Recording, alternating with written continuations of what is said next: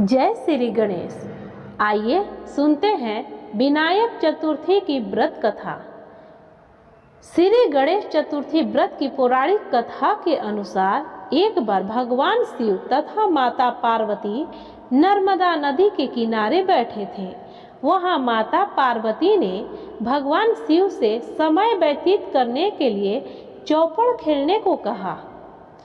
शिव चौपड़ खेलने के लिए तैयार हो गए, परंतु इस खेल में हार जीत का फैसला कौन करेगा, यह प्रश्न उनके समक्ष उठा तो भगवान शिव ने कुछ दिन के एकत्रित कर उसका एक पुतला बनाकर उसकी प्राण प्रतिष्ठा कर दी और पुतले से कहा, बेटा हम चौपड़ खेलना चाहते हैं, परंतु हमारी हार जीत का फैसला करने वाला कोई नहीं है, इसलिए तुम बताना कि हम दोनों में से कौन हारा और कौन जीता।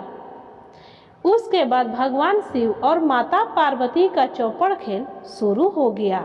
यह खेल 3 बार खेला गया और संयोग से तीनों बार माता पार्वती ही जीत गई।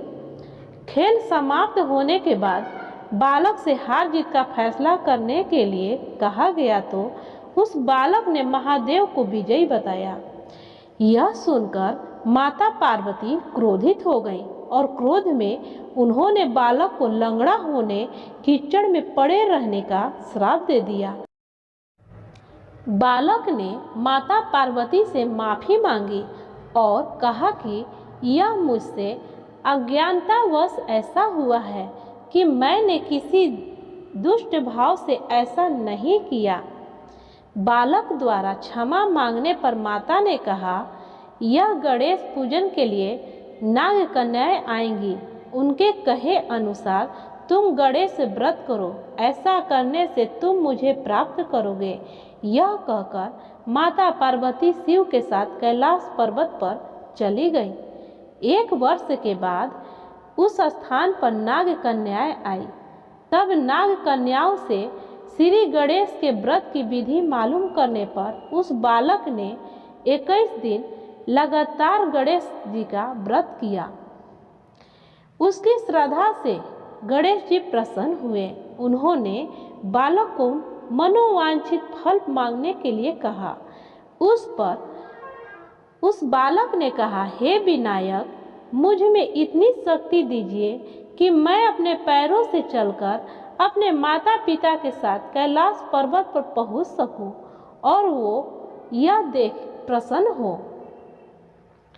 तब बालक को वरदान देकर श्री गणेश अंतर्ध्यान हो गए और इसके बाद वह बालक कैलाश पर्वत पर पहुंच गया और कैलाश पर्वत पर पहुंचने की अपनी कथा उसने भगवान शिव को सुनाई। चौपड़ वाले दिन से माता पार्वती से विमुख हो गई थी, अतः देवी को रुष्ट होने पर भगवान शिव ने भी बालक के बताए अनुसार 21 दिनों तक श्री गणेश जी का व्रत किया। इस व्रत के प्रभाव से माता पार्वती के मन में भगवान शिव के लिए जो नाराजगी थी वह समाप्त हो गई। तब यह व्रत विधि भगवान शंकर ने माता पार्वती को बताई।